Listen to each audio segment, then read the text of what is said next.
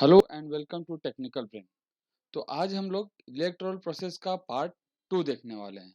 Part 1 में हम लोगों ने अभी तक जो इलेक्टोरल प्रोसेस है उसके बारे में देखा, इलेक्शन कमीशन के बारे में देखा। अब पार्ट 2 में जो है फर्दर हम लोग उसके बारे में देखने वाले हैं कि और क्या चीज़ें हैं। हम लोग को देखना है इस टॉपिक के अंदर कि function of the election commission. Election commission के फंक्शंस क्या-क्या हैं। जैसा कि आप देख सकते हैं, पहला पॉइंट है कि प्रिपेयरिंग द वोटर लिस्ट। ठीक, जो इलेक्शन कमीशन है वो रिस्पॉन्सिबल है वोटर लिस्ट प्रिपेयर करने के लिए। अगर आपके यहाँ कभी चुनाव हुआ होगा और आप कभी बूथ पर गए होंगे, चाहे ये चुनाव से पहले, इलेक्शन से पहले कुछ जो एजेंट्स हैं वो आपके यहाँ आते हैं इस वोटर लिस्ट को लेकर। ठीक, उसमें दिखाते हैं कि देख लीजिए आपका नाम है कि नहीं है। नहीं है तो क्या किया जाता है, हम लोग एक एप्लीकेशन फॉर्म डालते हैं और जिसके थ्रू जो है आपका नाम वोटर लिस्ट के अंदर आता है। अब ऐसा नहीं कि बच्चों का नाम भी वोटर लिस्ट के अंदर आ जाएगा। इसके लिए एक एलिजिबिलिटी क्राइटेरिया है कि जब भी आपका एज 18 ईयर हो जाता है तब आपका नाम जो है वोटर लिस्ट में डाला जाएगा। ये राइट टू वोट्स से रिलेटेड है। तो वोटर लिस्ट प्रिपेयर करवाने का काम भी किसका है, इलेक्शन कमीशन का है। तो नए लोगों को जोड़ना प्लस ऐसे लोग जिनकी मृत्यु हो चुकी है उनको वोटर लिस्ट से रिमूव करना, ये सारे काम जो हैं किसके हैं, इलेक्शन कमीशन के। सेकेंड पॉइंट है कि decide the time table and the program of election. Election कब कराना है, किस तरीके से कराना है, कितने चरण में कराने हैं। अब एक साथ में तो पूरे इलेक्शन नहीं हो सकते, तो बारी बारी से आज होगा उसके कितने दिन के बाद कहाँ पे होगा ये डिसाइड करना, ये सारा सब डिसाइड करने का काम क्या है, इलेक्शन कमीशन का है। Now scrutiny of the application of candidate. देखिए, होता क्या है कि जब भी इलेक्शंस आते हैं तो क्या किया जाता है, जो कैंडिडेट हैं वो उनको पर्चा भरने जाते हैं। लोग जाते हैं साथ में बहुत सारे दल बदल लेके लोगों को साथ के, फलाना भैया जिंदाबाद, फलाना भैया जिंदाबाद करते हुए लोग जाते हैं। सबसे पहले क्या करते हैं ये लोग, अपने नाम के लिए के साथ एक एप्लीकेशन फिलअप करते हैं कि इलेक्शन कमीशन के सामने कि हम लोग जो हैं वो क्या करना चाहते हैं, इलेक्शन लड़ना चाहते हैं। तो इलेक्शन कमीशन बोलता है कि यस, आप लड़िए, कोई दिक्कत नहीं है, बट आपको क्या करना पड़ेगा, एक फॉर्म भर के दीजिए। इस फॉर्म में क्या करना पड़ेगा, आपको सारी डिटेल्स जो मांगे गए हैं वो क्या करना पड़ेगा, आपको इसमें भरना पड़ेगा, आपका फोटो लगाना पड़ेगा। सो ये एप्लीकेशन जो है कैंडिडेट ने लिया, उसमें भरा, भरने के बाद जो है इलेक्शन कमीशन को सबमिट कर दिया कि सर ये पूरी इन्फॉर्मेशन मैंने अपने बारे में दे दी। अब इलेक्शन कमीशन क्या करेगा, उस एप्लीकेशन की जांच करेगा। स्क्रूटनी का मतलब होता है जांच करना। तो उस एप्लीकेशन की जांच करेगा कि ये जो कैंडिडेट ने इस एप्लीकेशन फॉर्म में जो भी इंफॉर्मेशन दिए हैं वो क्या वो सही है या नहीं है। अगर सही है तो ठीक है, उसको चुनाव लड़ने के प्रोसेस में क्या कर दिया जाएगा, इन्वॉल्व कर दिया जाएगा।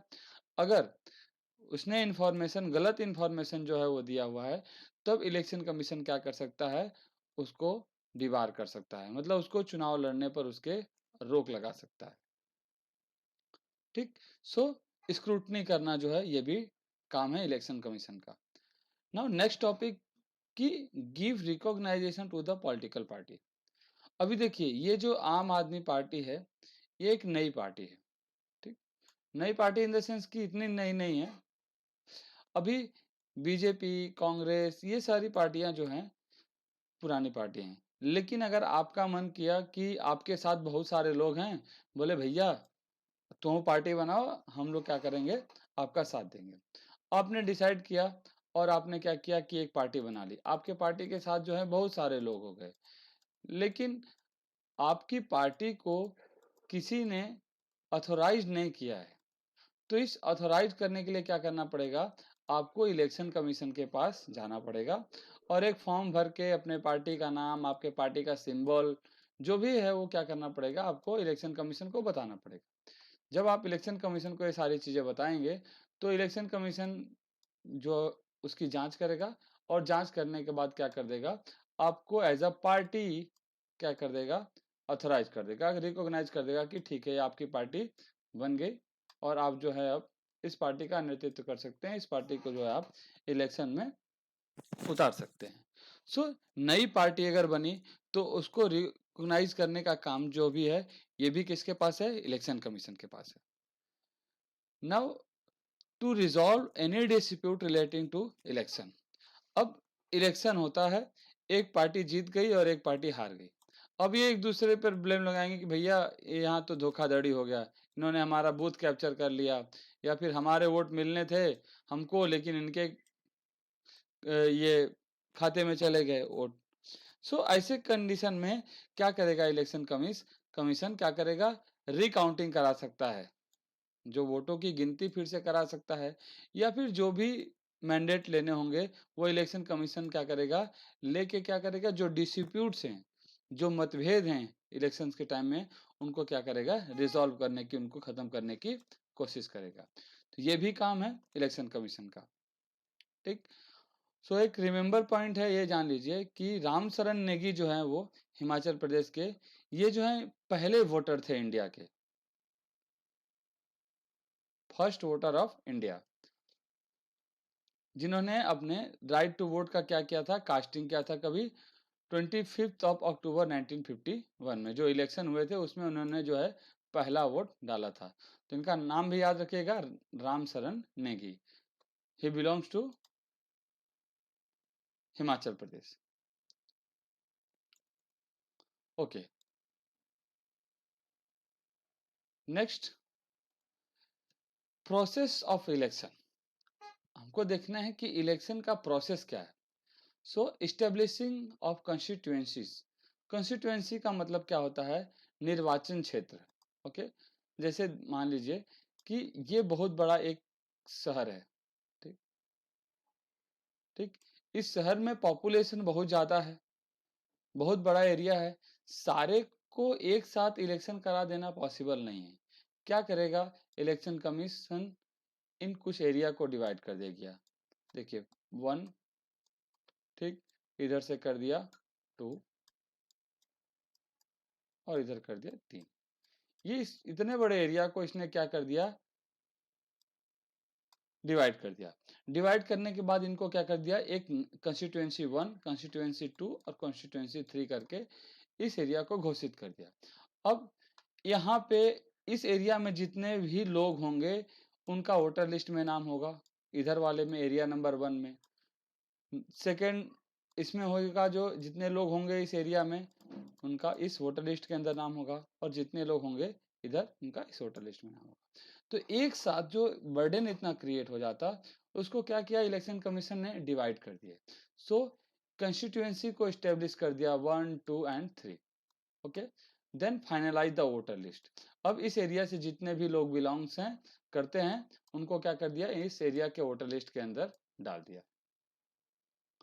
देन अब इस एरिया से कौन कैंडिडेट जो है वो इलेक्शन लड़ेगा? मान लीजिए यहाँ से एक्स है, ठीक, यहाँ से वाई है, यहाँ से जेड है, यहाँ पे x1 x2 करके बहुत सारे लोग इलेक्शन लड़ सकते हैं, उसमें जीतेगा केवल एक ही। सो कैंडिडेट जो लोग नॉमिनेशन करते हैं तो उनका क्या करेगा? उनके एप्लीकेशन की स्क्रूटनी करेगा, जैसा कि हम लोग अभी पहले देखे थे, उनके एप्लीकेशन की स्क्रूटनी करेगा। फिर इलेक्शन कैंपेन होता है कि भाई सारी पार्टी के लोग जो हैं अपने अपने चुनाव प्रचार में लगते हैं, जिसको इलेक्शन कैंपेन बोला जाता है, कि हमें वोट दो, हम जीतेंगे तो वो कर देंगे, हम जीतेंगे तो ये कर देंगे, लेकिन जीत के कोई कुछ नहीं करेगा। ठीक, फिर इलेक्शन कैंपेन जैसे ही खत्म होता है उसके बाद एक्चुअल वोटिंग होती है। वो वोटिंग होने के बाद क्या होता है कि फिर रिजल्ट का दिन आता है। तो रिजल्ट का दिन आएगा तो उस दिन क्या होगा? Counting of votes. Vote count किए जाते हैं कि किस पार्टी को कितना वोट मिला, और उसके बाद जो है जो जिस पार्टी को ज़्यादा वोट मिलते हैं वो पार्टी को क्या किया जाता है? जीत जीती हुई पार्टी घोषित की जाती है कि ये पार्टी जो है ज़्यादा वोट पाई इसलिए ये जीत गई। तो रिजल्ट ऑफ द इलेक्शन।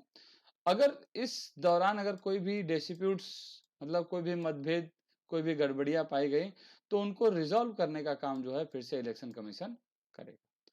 सो ये जो है इलेक्शन प्रोसेस है। देखिए, रिस्ट्रक्चरिंग ऑफ कॉन्स्टिट्यूएंसी भी एक प्रोसेस है।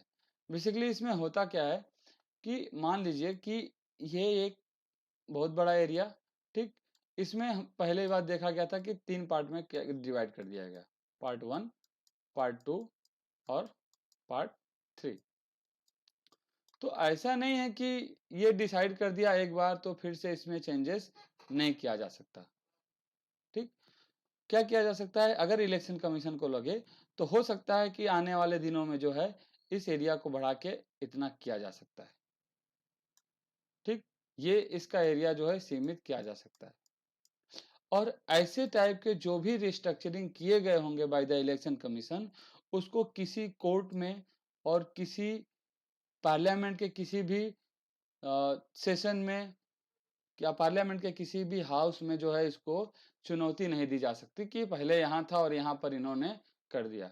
मतलब जो इलेक्शन कमीशन का जो डिसीजन होगा वो क्या होगा, फाइनल डिसीजन होगा। इसको जो है चैलेंज नहीं किया जा सकता।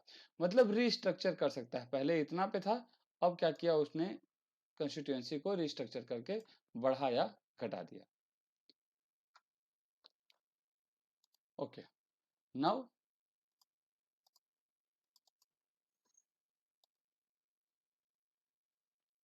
Next topic. अब एक चीज और जान लीजिए, code of conduct. Election commission क्या करता है, जब भी चुनाव के डेट का, जब भी इलेक्शन का डेट जो है डिक्लेयर कर दिया जाता है, जैसे मान लीजिए कि 1 तारीख के दिन इलेक्शन होना है और उससे 1 महीना पहले जो है इलेक्शन कमीशन ने एक डेट घोषित कर दिया कि 1 तारीख को क्या होगा, इलेक्शन होगा। तो जैसे ही उसने 1 तारीख को बताया कि इलेक्शन होगा, तो जिस दिन उसने डिक्लेयर किया कि 1 तारीख को इलेक्शन होगा, उस दिन से लेके 1 तारीख तक, और जब तक चुनाव खत्म नहीं हो जाते, ठीक, मान लीजिए कि 1 तारीख से लेके 5 तारीख तक जो है ये इलेक्शन चलता है, 5 दिन। तो जिस दिन डेट डिक्लेयर हुआ है, जिस दिन इलेक्शन स्टार्ट होगा और जिस दिन इलेक्शन खत्म होगा, तब तक जो है कुछ कोड ऑफ कंडक्ट्स लागू होते हैं। ये कोड ऑफ कंडक्ट्स हैं क्या, basically code of conducts basically एक नियम कानून है जो कि इलेक्शन कमीशन के अपने खुद के नियम कानून होते हैं। सारे नियम कानून होते हैं, लेकिन उसके बाद भी कुछ ऐसे प्रोसीजर्स होते हैं जो क्या करना पड़ता है, फॉलो करना पड़ता है। केवल पॉलिटिकल पार्टीज को ही नहीं, इसके अंदर जो है जो वोटर हैं उनको भी ये चीजों को क्या करना पड़ता है, फॉलो करना पड़ता है।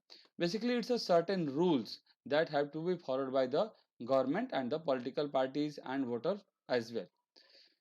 क्या है कि गवर्नमेंट भी इस जो कोड ऑफ कंडक्ट है उसको वायलेट नहीं कर सकती, उस रूल को वायलेट नहीं कर सकती। ये क्या है, एक स्ट्रिक्टली जो है ऑब्जर्व किया जाता है, सारे लोगों पर ये लागू होता है। क्या है कोड ऑफ कंडक्ट, कौन कौन से नियम हो सकते हैं, जैसे कि वोट के लिए पैसे देना, ठीक, वोट के लिए पैसे लेना, ये सब क्या है, it's a like a crime. क्या करता है कोड ऑफ कंडक्ट में, ऐसे कंडीशन में अगर कोई पाया जाता है तो उनको इलेक्शन कमीशन जो है सजा दे सकती है। उसके पास सजा देने का अधिकार नहीं है, बट एज अ कोर्ट में जाना पड़ सकता है आपको इसके रिगार्डिंग। सो कुछ नियम कानून जो है, जैसे ही इलेक्शन हुआ तो इलेक्शन के, अगर एक दिन आगे इलेक्शन होना है तो एक दिन पहले क्या करना पड़ेगा, आपको प्रचार प्रसार रोकने पड़ेंगे, जो आप कैंपेन करते हैं उस कैंपेन को रोकना पड़ेगा। ठीक, बहुत ज्यादा आप पैसा इलेक्शन में खर्च नहीं कर सकते। ये सब सारे क्या हैं, कोड ऑफ कंडक्ट्स हैं इलेक्शन कमीशन के। ओके, सो अगला टॉपिक है हमारा कि what is code of conduct. हमने देखा बेसिकली कोड ऑफ कंडक्ट क्या है, एक नियम कानून है जो इलेक्शन कमीशन इलेक्शन के दौरान लागू करा देता है, जो कि सबको फॉलो करना होता है, गवर्नमेंट को भी फॉलो करना होता है, पॉलिटिकल पार्टीज को भी फॉलो करना होता है, और इवन वोटर्स जो हैं उनको भी क्या करना पड़ता है, ये कोड ऑफ कंडक्ट फॉलो करना पड़ता है। Now, challenges in conducting free and fair election. अगर स्वतंत्र और निष्पक्ष तरीके से अगर इलेक्शन कराना है तो कुछ चैलेंजेस हैं इलेक्शन कमीशन के सामने, जो क्या करनी पड़ती है, इलेक्शन कमीशन को फेस करना पड़ता है। क्या क्या है ये ऐसे चीजें, जैसे वेस्ट ऑफ मनी। क्या होता है कि जो कैंडिडेट्स होते हैं वो अपनी जीत को सुनिश्चित करने के लिए क्या करते हैं, बहुत सारा पैसा लोगों के बीच में बांटते हैं, but it's like a bribe. ये एक तरीके का क्या है, ब्राइब है, मतलब रिश्वत। तो रिश्वत देना और रिश्वत लेना ये दोनों गुनाह हैं। तो ऐसे कंडीशन में जिस कैंडिडेट के पास ज़्यादा पैसा है वो क्या करता है, पैसा बाँट के, और हो सकता है कि इलेक्शंस के रिजल्ट को क्या कर सकता है, चेंज कर सकता है। ज़्यादा लोग उसके पक्ष में क्या करेंगे, वोट देंगे। ठीक। दूसरा कंडीशन ऐसा आता है कि इलेक्शन कमीशन को ऐसे लोगों को क्या करना है, अ, वोट इलेक्शन लड़ने के लिए उनको क्या करना है कि ऑथराइज करना है जो कि क्रिमिनल बैकग्राउंड से ना हो। तो सबसे पहली बात, उनके जो फॉर्म्स हैं उनकी स्क्रूटनी करनी है अच्छे से, ठीक, उनके बारे में जांच पता भी लगाना है। सो जो क्रिमिनल बैकग्राउंड का जो भी कैंडिडेट है उसको इलेक्शन लड़ने से क्या करना है, रोकना है। तो ये भी इलेक्शन कमीशन के सामने एक चुनौती है, इट्स अ चैलेंज। प्लस तीसरी बात कि इलेक्शंस के दौरान बहुत जगहों पे क्या होता है, वायलेंस होता है। मतलब कहीं-कहीं पे क्या होता है कि जहाँ पे वोटिंग मशीन रखी जाती है उसी को लेके लोग उठा के भाग जाते हैं। अगर बैलेट पेपर से होता है तो उसमें क्या करते हैं, इंक डाल देते हैं। 2 पार्टी के लोग क्या करते हैं, आपस में लड़ाई कर लेते हैं, बूथ को जला दिया जाता है। तो ये भी जो है इलेक्शन कमीशन का एक चैलेंज है इसके ऊपर कि किस तरीके से इन चीज़ों को जो है रोकना है। So it's a big challenge. So ऐसे-ऐसे चीज़ों माहौल के अंदर जो है इलेक्शन कमीशन को क्या करना पड़ता है, इलेक्शंस कराने पड़ते हैं। So it's a big challenge. Okay. Now कुछ इलेक्टोरल रिफॉर्म्स लाए गए, मतलब चुनाव की प्रक्रिया में कुछ नए नियम लाए गए, कुछ बदलाव लाया गया। ठीक। क्यों? अभी देखिए बदलाव लाने का कारण क्या है। पहली बात कि इसमें विमेन्स एम्पावरमेंट को ध्यान में रखा गया, मतलब महिलाओं को भी क्या किया जाए, सम्मान मिले और पावर मिले। अभी ये हमारा जो समाज है वो पुरुष प्रधान समाज है। ठीक। अगर एक घर में कोई महिला, कोई लेडीज जो है इलेक्शन लड़ना चाहती है तो उसका आदमी क्या बोलेगा, तू बड़का नेता बनबू। ठीक। सो इन चीजों को देखते हुए इलेक्शन कमीशन ने क्या किया, कुछ जगहों पर देखिए 30% क्या कर दिया, सीट जो है वो रिजर्व कर दी महिलाओं के लिए। मतलब कि अगर एक स्टेट में अगर 100 सीट्स हैं इलेक्शन के लिए, तो उसमें 30% जो सीट है, मतलब कि 30 सीटें जो हैं उनके ऊपर जो है केवल महिलाएं जो ही इलेक्शन लड़ सकती हैं। तो अब वो आदमी जो बोलता था कि तू नेता बन, वो उसके पास उसका तो पावर खत्म हो गया। अब उसको मजबूरी में ना चाहते हुए भी अपनी पत्नी को ही क्या करना पड़ेगा, खड़ा करना पड़ेगा, क्योंकि उस जगह पे पुरुष जो हैं वो इलेक्शन में खड़ा नहीं हो सकते, क्योंकि वो जो सीट्स है वो रिजर्व है लेडीज के लिए, महिलाओं के लिए रिजर्व है। तो वीमेन एम्पावरमेंट को बढ़ावा देने के लिए जो है कुछ रिफॉर्म्स किए गए। कुछ ऐसे भी स्टेट्स हैं जिन्होंने क्या कर दिया है, अपने स्टेट के 50% सीट पे रिजर्वेशन दे दिया है।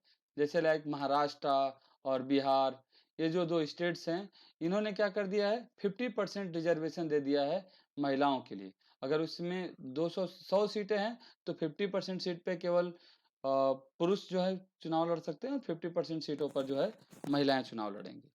सो ये बेसिकली एक इलेक्टोरल रिफॉर्म्स इसको हम लोग इस नाम से जानते हैं। उसके बाद इलेक्शन कमीशन ने कुछ ऐसे डिसीजंस लिए, जैसे कि कोई भी आदमी या भी कोई भी लीडर जिसको 2 साल से ज्यादा की सजा हो चुकी है, 2 ईयर से ज़्यादा की जो सज़ा हो चुकी है, उसको जो है इलेक्शन के दौरान जो है उसको इलेक्शन लड़ने का मौका नहीं मिलेगा।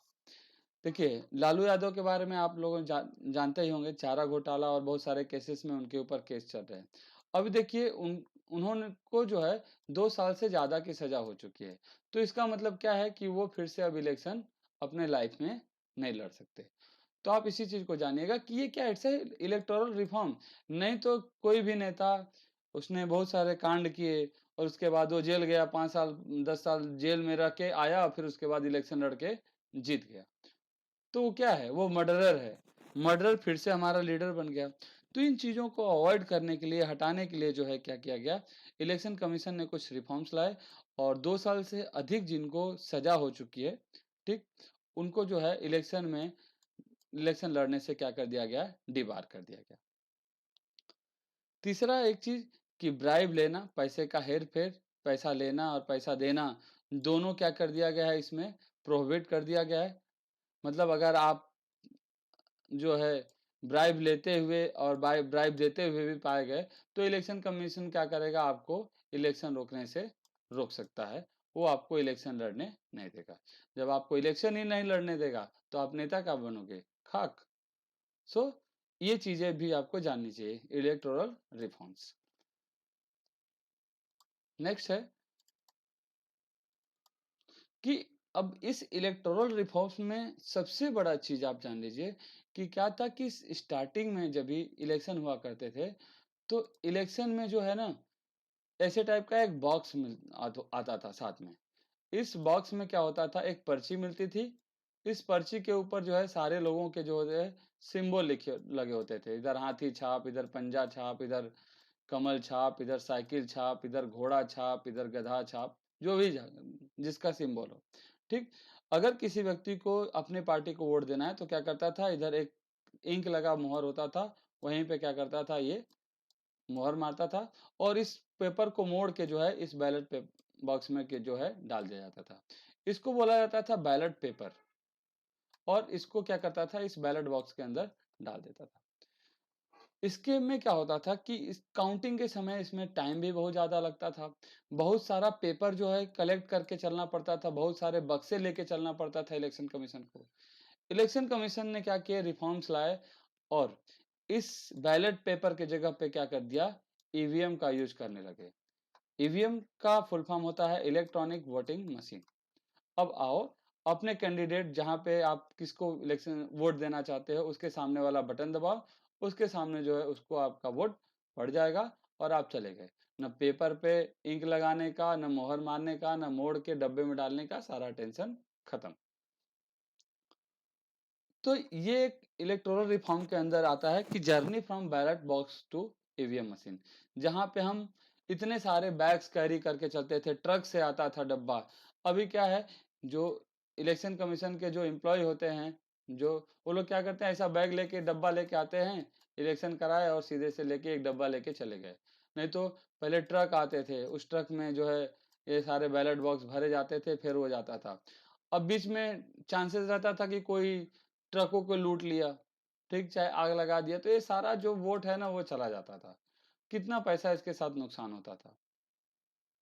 ठीक, तो इसके बारे में थोड़ा सा हिस्ट्री भी पढ़ लेते हैं। The first election in independent India was held in 1951 to 1952। 1951 1952 में जो है पहली बार इलेक्शन हुआ हमारे देश में, और होने के बाद जो है डेमोक्रेसी की हमारे यहाँ स्थापना हुई। ईवीएम का यूज जो है हमारे यहाँ 1990 के डिकेड्स में ही हुई, 1990 में ही। ठीक, many things could have achieve because of voting machine.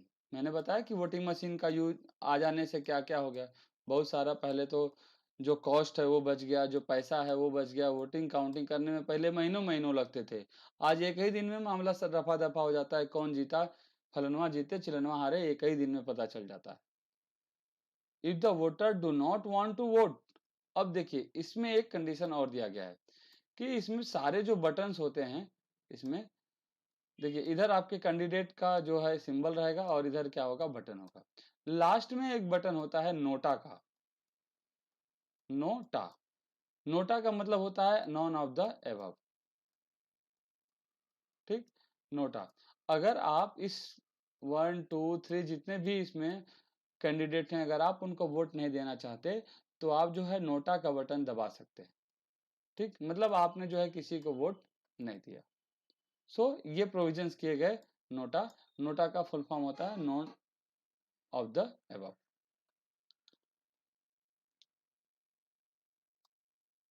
It is become easy to disable people, जैसे दिव्यांगजन, to vote. It reduce the cutting tree. अब देखिए इलेक्ट्रॉनिक मशीन के आने से क्या हुआ कि जो पेपर लगता था वो पेपर का बचत होने लगा। तो पेपर किस चीज से बनता है, ट्री पेड़ से बनता है।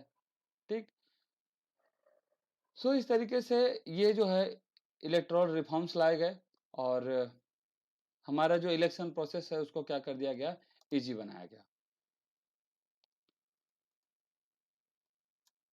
अब हम लोगों ने पूरा इलेक्शन प्रोसेस देख लिया। अब इसमें 3 जो हैं बहुत इंपॉर्टेंट पॉइंट्स हैं, उनको आपको क्या करना है, जानना बहुत ज़रूरी है। इसके बाद ये चैप्टर पूरी तरीके से समाप्त हो जाए। ओके? जनरल इलेक्शन, क्या होता है जनरल इलेक्शन? लोकसभा के जो इलेक्शन होते हैं 5 साल के बाद, हर 5 साल के बाद, उन्हीं को क्या बोला जाता है, जनरल इलेक्शन बोला जाता है। So simple, general election in the sense Lok Sabha election, और ये हर 5 साल के बाद क्या किए जाते हैं, ऑर्गेनाइज किए जाते हैं। ठीक। Now second one is mid term election. Mid term election का मतलब क्या है? मान लीजिए कि इस लोकसभा का इलेक्शन हुआ और गवर्नमेंट बन गई, 5 साल जो है अब वो गवर्नमेंट चलेगी, लेकिन इसी बीच में अगर कोई 2 लोगों के साथ मिलकर अगर गवर्नमेंट बनाया, मान लीजिए कि कांग्रेस के साथ और कुछ पार्टियों ने जो है मिलके गवर्नमेंट बनाई है 5 साल चलाने के लिए, तब जाके वो मेजोरिटी को पूरा कर पा रहे हैं, 2 लोग और इसके साथ मिले हैं तो। इसी बीच में अगर कोई दूसरी पार्टी वाला बोले कि नहीं भाई, हमारे भी पार्टी वाले के आदमी को क्या बना दो, पीएम बना दो 2 साल के लिए, 2.5 साल के लिए। मैं किसी पार्टी से रिलेट नहीं कर रहा हूँ, बेसिकली पॉलिटिकल पार्टीज हैं इसके अंदर, तो हम लोग को क्या करना पड़ेगा, कंसीडर करना पड़ेगा। मेरा किसी भी पार्टी को लेकर कोई भी मेरा वक्तव्य नहीं है इसके भीतर। ठीक। तो इस पार्टी में तो अगर कोई पार्टी तो भाई बोलेगी या तो नहीं, अगर आप प्राइम मिनिस्टर नहीं बनाओगे तो जो है हम आपके साथ आपका साथ छोड़ देंगे। तो ऐसे कंडीशन में हो सकता है कि सामने वाले जो पार्टी हैं वो उनके बीच में नेगोशिएशन हो जाए तो ठीक है, नहीं हुआ तो ये जो है बेचारे छोड़ के भाग जाएंगे कि हमारे आदमी को पीएम नहीं बनाया, हम तुम्हारा साथ नहीं देंगे। ऐसे में कंडीशन में क्या होगा, जो मेजोरिटी होगी वो मेजोरिटी खत्म हो जाएगी, और मेजोरिटी खत्म हो जाएगी तो क्या हो जाएगी, ये सरकार बीच में ही समाप्त हो जाएगी। 5 साल चलने के बजाय बीच में ही ये गवर्नमेंट जो है क्या हो जाएगी, कोलैप्स कर जाएगी। ऐसे कंडीशन में क्या होगा, फिर से इलेक्शन कराए जाएंगे। ठीक। फिर से इलेक्शन कराएंगे, फिर से जो पार्टी जीतेगी वो पार्टी क्या होगी, गवर्नमेंट बनाएगी।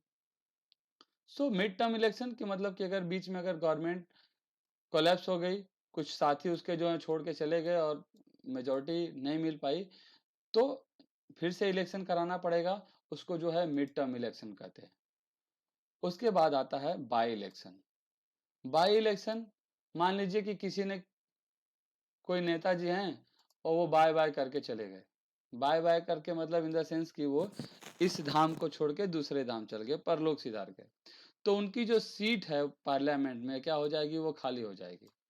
ठीक। यहाँ पे बैठते थे, उनके लिए रिजर्व किया गया था सीट, हर साल वो यहीं पे आके मीटिंग में बैठते थे पार्लियामेंट में, सेशन चलता था तभी। अब वो क्या कर गए, बाय बाय कर गए, बाय इलेक्शन बाय बाय कर गए, मतलब इस दुनिया को छोड़ गए, तो ये जो सीट है वो खाली हो जाएगी।